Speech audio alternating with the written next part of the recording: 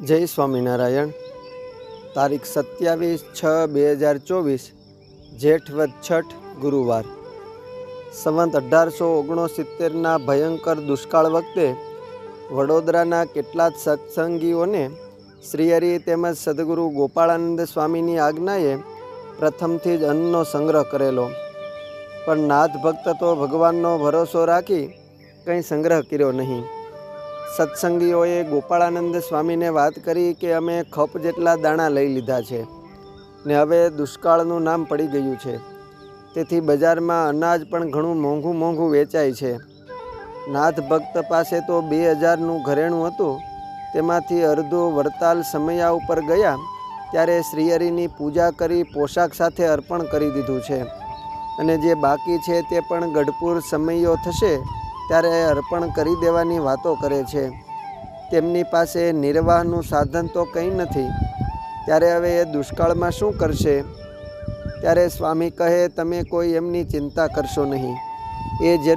એ જેનું ભજન કરે છે તે વિશ્વંભર ભગવાન શું એમનું પોષણ નહીં કરે?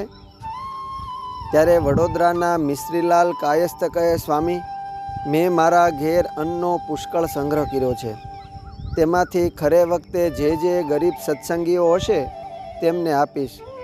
સ્વામી કહે, તમારા વિચારો સારા છે, પણ જે કાંઈ આપવું હોય તે અત્યારે આપી દો। ત્યારે તે કહે કે જે ગરીબ સત્સંગીના ઘરમાં દાણા ખૂટી જશે તેને તે વખતે હું આપીશ। સ્વામી હસતા હસતા કહે, પછી શું થાય એ કોને ખબર, માટે ધર્મનું કાર્ય તત્કાળ કરી લેવું। મિશ્રીલાલ સ્વામીની રુચિ જાણી શક્યા નહીં ને એ મોટા છે એટલે અમથા એમ કહેતા હશે એમ માન્યું। જેમ જેમ દુષ્કાળનો સમય વીતતો ગયો તેમ તેમ ચોતરફ અન્નની ખેંચ પડવા લાગી, તેથી ભૂખે મરતા કાંઈક લોકો લૂંટફાટ કરવા લાગ્યા। આવા કેટલાક લૂંટારાઓનું એક ટોળું રાત્રિના સમયે વડોદરાની નજીકમાં આવી કોટ ઉપરથી નીચે ઉતરી શહેરમાં અન્ન માટે લૂંટફાટ કરવા લાગ્યું। મિશ્રીલાલનું ઘર છેવાડે કોટ પાસે જ હતું, તેમાં તે લોકો પેઠા, ત્યાં તેઓને અન્ન મળી આવ્યું। સવાર થયું ત્યાં ધીરે ધીરે બધું અન્ન પાછળથી લૂંટારૂ લોકો ઉઠાવી ગયા। મિશ્રીલાલ તો સવારે જાગીને જુએ તો ઘરમાં બિલકુલ અનાજ હતું નહીં।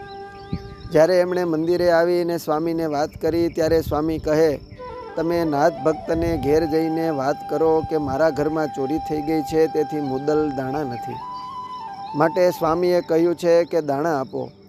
આથી તેઓ નાથ ભક્તને ઘેર ગયા અને સ્વામીની ભલામણે અનાજ આપવાની વાત કરી। નાથ ભક્ત તો યોગીરાજ સદગુરુ ગોપાળાનંદ સ્વામીની આજ્ઞાથી શ્રીજી મહારાજનું ભજન કરતા થકા ઘરમાં જઈ મહાપુરુષના વચનમાં પૂર્ણ શ્રદ્ધા રાખી ખાલી કોઠીઓ પડી હતી તેના સાણા ખોલવા લાગ્યા। ત્યાં તો પુષ્કળ અનાજના ઢગલા થઈ પડ્યા, તેમાંથી જેને જેટલી જરૂર હતી તે પ્રમાણે અન્ન આપ્યું। આ રીતે નાથ ભક્તની અનન્ય નિષ્ઠાથી શ્રીજી મહારાજે એ દુષ્કાળ સુધી નાથ ભક્તના ઘરમાં અન્ન ખૂટવા દીધું નહીં। અસ્તુ, જય સ્વામિનારાયણ। આદર્શ ભક્ત ગાથામાંથી।